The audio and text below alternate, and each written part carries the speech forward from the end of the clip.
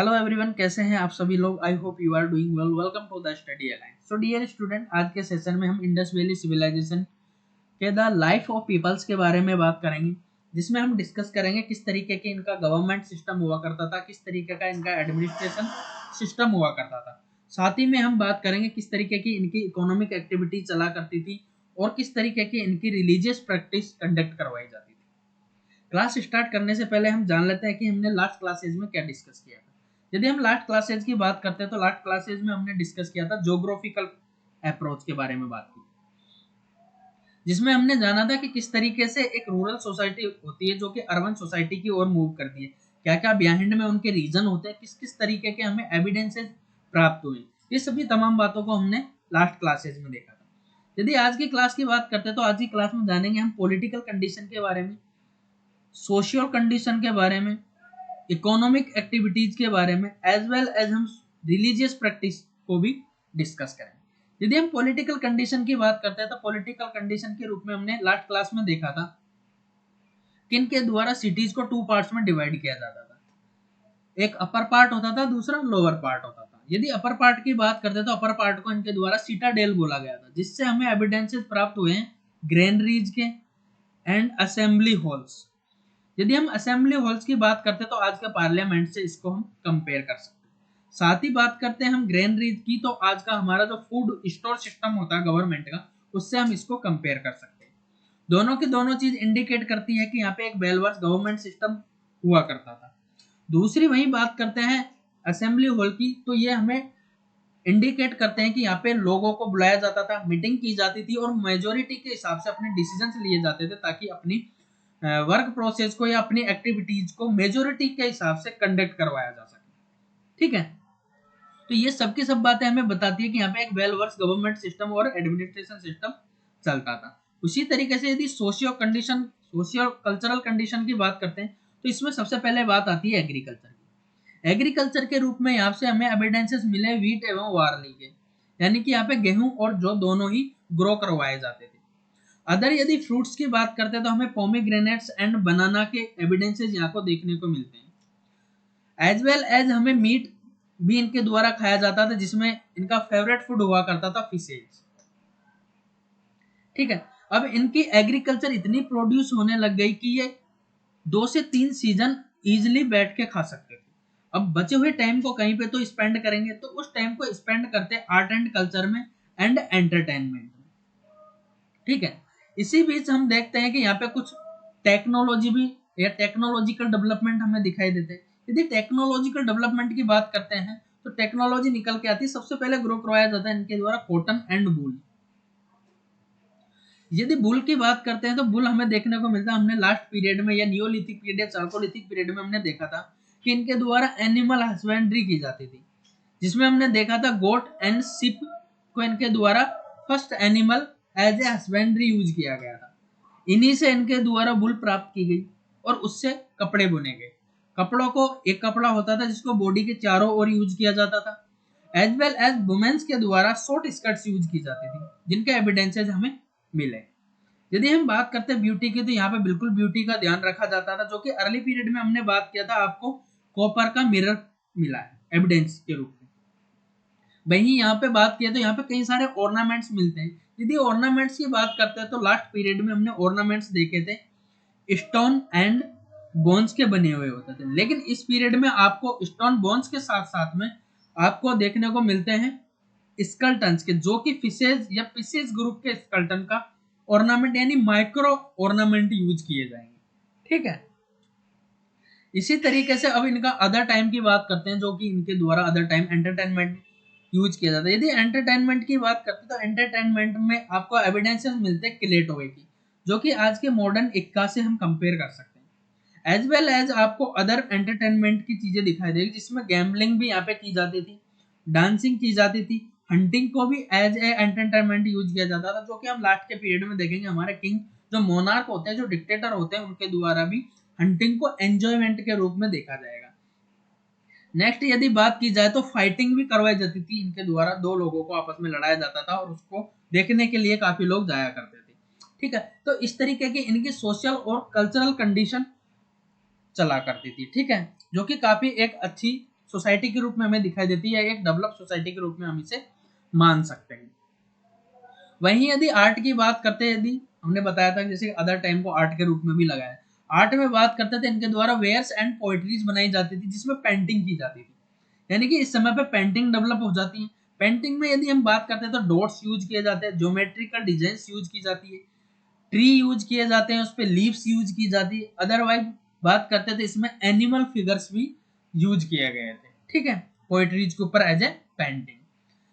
As well as हम देखें तो यहाँ पे स्कल्पचर भी हमें दिखाई देती है। स्कल्पचर की बात करते तो स्कल्पचर हमें मिलती है mother goddesses and male god के रूप में दिखाई देती है, पशुपति शिव के रूप में दिखाई देती है। एज वेल एज यदि हम बात करते हैं तो डांसिंग गर्ल्स के रूप में भी हमें ये चीज दिखाई देती है, ठीक है। तो यहाँ पे बात कर सकते हैं हम काफी अच्छी तरीके का आर्ट एंड कल्चर भी डेवलप है, पेंटिंग स्कल्पचर भी बनाई जाती थी, ठीक है।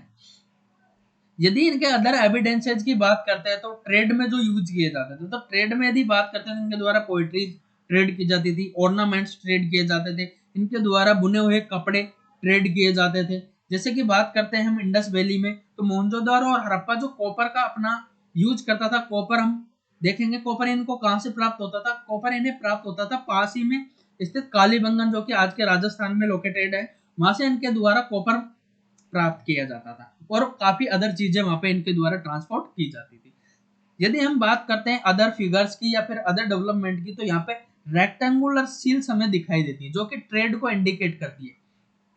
ट्रेड भी किस तरीके का, ट्रेड में हमने बताया था आपको वाटर सिस्टम पाया जाता है, वाटर सिस्टम यहाँ पे देखने को मिलता है, यानी वस्तु विनिमय आपको देखने को मिलता है, जिसमें आप देखेंगे कि पहले तो एक वस्तु के बदले दूसरी वस्तु एक्सचेंज की जाती है, लेकिन कुछ कंडीशन ऐसी भी बनती है कि एक व्यक्ति ऐसा भी है जिसके पास कोई वस्तु नहीं है देने को और नीड भी है, तो इस कंडीशन में क्या किया जाए, इस कंडीशन में इनके द्वारा लोगों को उधार भी प्रोवाइड करवाया गया, ठीक है, जिनका डेटा मेंटेन किया जाने लगा और उसके लिए सील या ट्रेड के लिए सील यूज की जाने लगी, तो उस डेटा को मेंटेन किए जाने के लिए सील यूज की जाने लगी, ठीक है। उसमें आप देखो ये लेटर के रूप में स्क्रिप्ट्स भी दिखाई देगी यहाँ पे, ठीक है, आपको स्क्रिप्ट भी यहाँ पे जनरेट हो जाती है, यानी पढ़ाई लिखाई की बातें यहाँ पे की जाती है।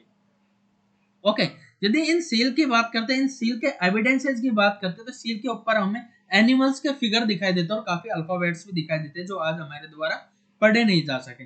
इसमें फिगर के रूप में बुल दिखाई देता है, ट्री दिखाई देता है, आपको टाइगर दिखाई देता है, आपको ये रिलीजियस प्रैक्टिस दिखाई दे रही होगी जो कि आज के हिंदू धर्म के रिलीजियस सिंबल के रूप में इसको यूज किया जाता है, ठीक है। तो ये सारी की सारी चीजें हमें यहाँ पे दिखाई दी। अगर इन एविडेंसेस की बात करते हैं तो हमें सारे के सारे एविडेंसेस मोहनजोदारो एवं हड़प्पा से प्राप्त हुई, ठीक है।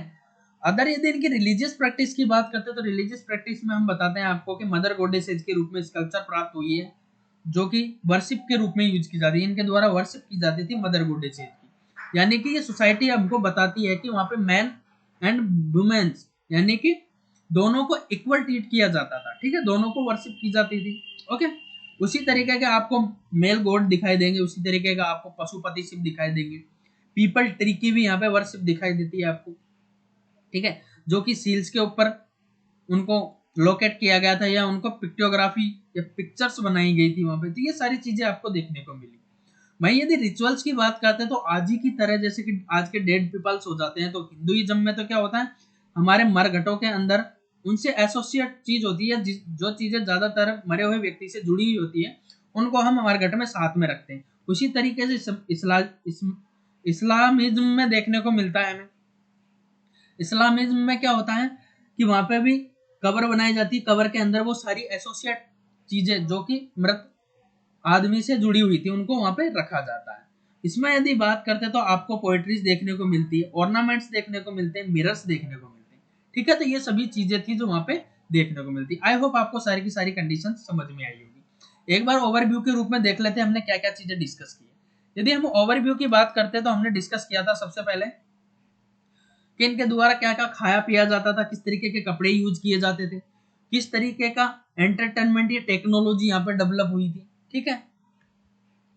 देन हमने बात किया था किस तरीके की इनकी इकोनॉमिक एक्टिविटीज हुआ करती थी, जिसमें ऑक्यूपेशंस था इनका स्कल्पचर बनाना, पेंटिंग्स करना, ट्रेड करना, ये सब चीजें इनका इकोनॉमिक एक्टिविटीज के रूप में दिखी थी। वही रिलीजियस एक्टिविटीज के रूप में हमें दिखाई दी थी मदर गॉडेसेस, अदर स्कल्पचर और वर्शिप हमें यहाँ पे एविडेंसेस मिले वर्शिप के। उसी तरीके से रिचुअल्स में हमने देखा था कि डिफरेंट टाइप ऑफ रिचुअल्स यहाँ पे हमें मिले।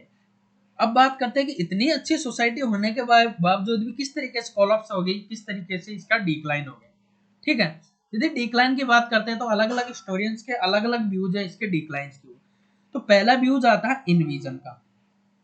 पहला व्यूज जो हमें देखने को मिलता है, कौन सा देखने को मिलता है? इनविजन। यानी कई सारे हिस्टोरियंस का मानना है कि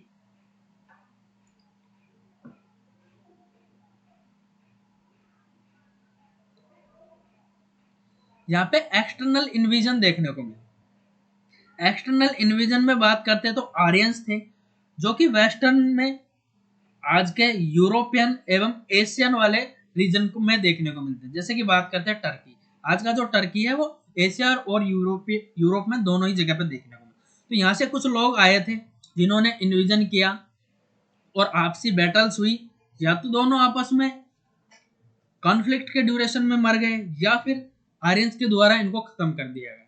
ठीक है, पहले जो हिस्टोरियंस है उनका मानना इस तरीके का होता है। यदि हम आर्यंस की बात करते हैं तो आर्यंस एक लिंग्विस्टिक वर्ड है जो कि स्पीच ग्रुप होता है। ठीक है, कौन सा ग्रुप होता है? स्पीच ग्रुप होता है। यदि वही हम नेक्स्ट बात करते हैं, नेक्स्ट जो आपकी डिक्लाइन थ्योरी है तो उसकी क्या है, तो उसमें बताया गया है कि यहाँ पे फ्लड आया होगा।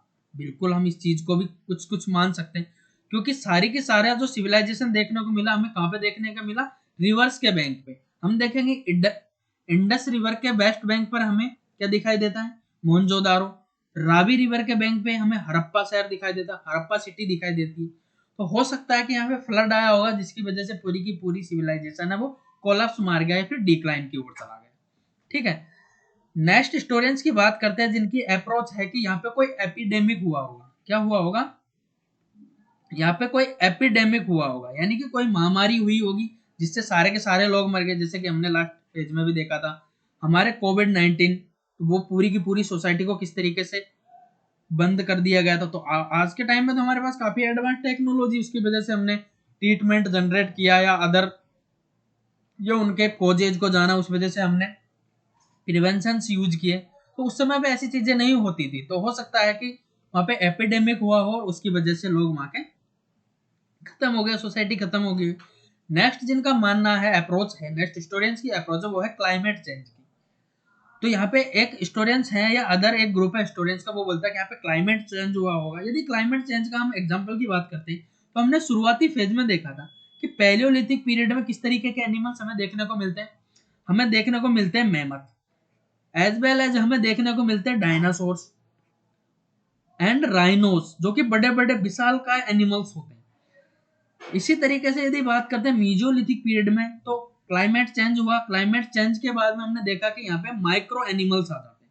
माइक्रो एनिमल्स की बात करते हैं तो राइनोज और डायनासोर्स की जगह पे आपको छोटे छोटे एनिमल्स लाइक बात करते हैं रेबिट्स देखने को मिलते हैं।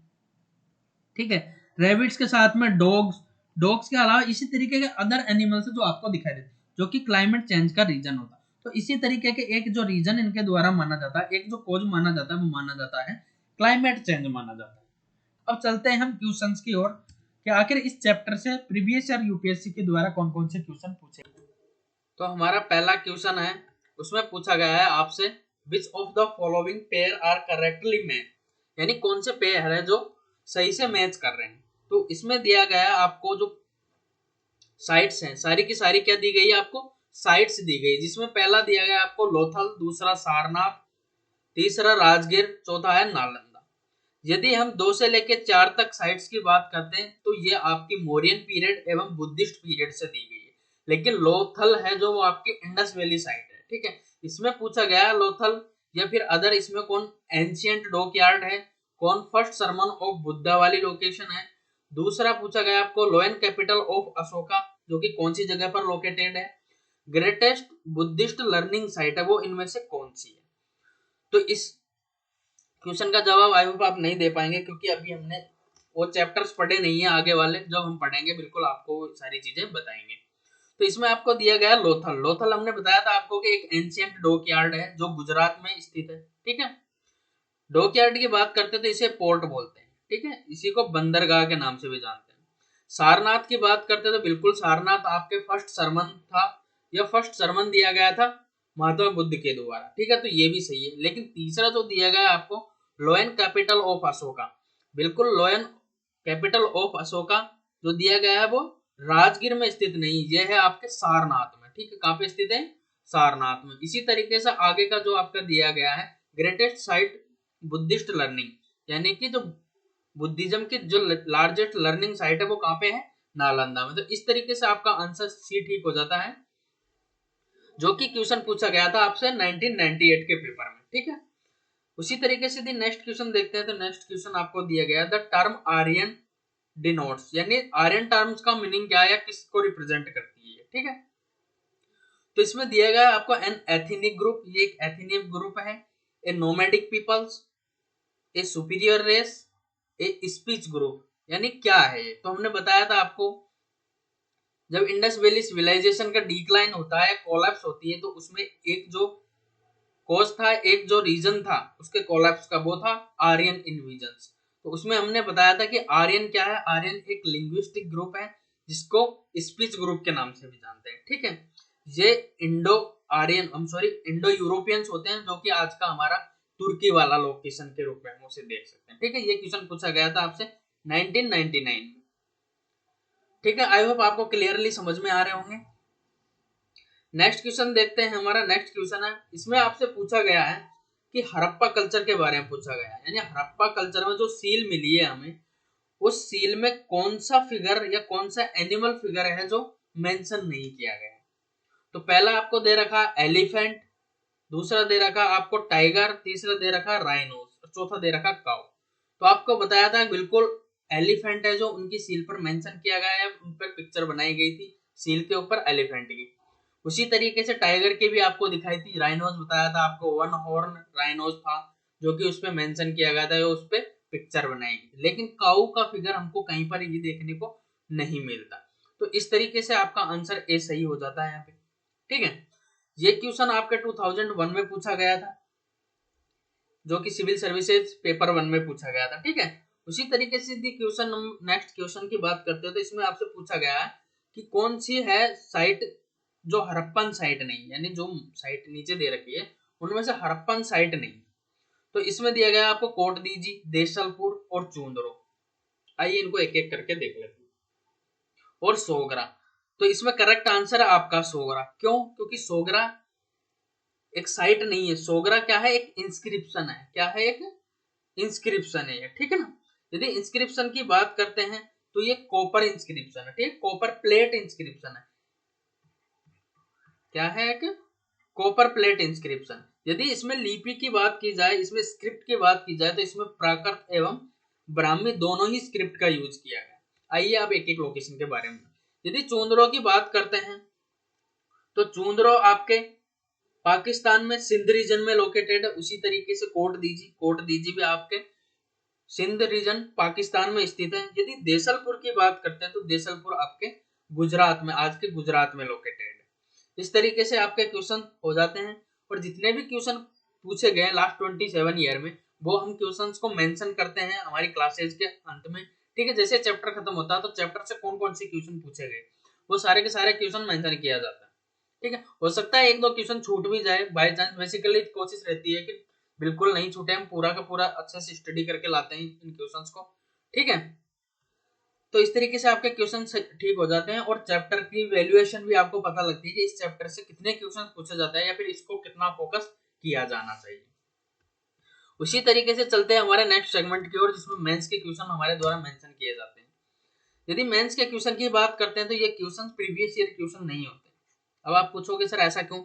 ऐसा इसलिए मेंशन किया गया क्योंकि अभी हम अर्ली फेज में यानी शुरुआती फेज में आंसर राइटिंग की, तो हम सिर्फ अभी लिखना सीख रहे हैं, यानी किसी चीज को प्रेजेंट करना तो कैसे प्रेजेंट करें, ठीक है। इसलिए अभी हम एनसीईआरटी यानी बेसिक्स ले रहे हैं, आपको कम से कम इंफॉर्मेशन में आप अच्छा से अच्छा प्रेजेंटेशन तैयार कर सको, ठीक है। इसलिए हम आपके एनसीईआरटी के जो पीछे चैप्टर के खत्म होने पर क्वेश्चन दिए होते हैं, डेली 2 क्वेश्चन सोल्व करवाते हैं। इन क्वेश्चन को आप लिखने के बाद में टेलीग्राम चैनल है द स्टडी अलायंस नाम से, उस पर पोस्ट कर सकते हैं। बिल्कुल आपके क्वेश्चन को बाकायदा चेक किया जाएगा अच्छे से, ठीक है। तो इस तरीके से हमारी क्लास आज की यहीं पे समाप्त होती है।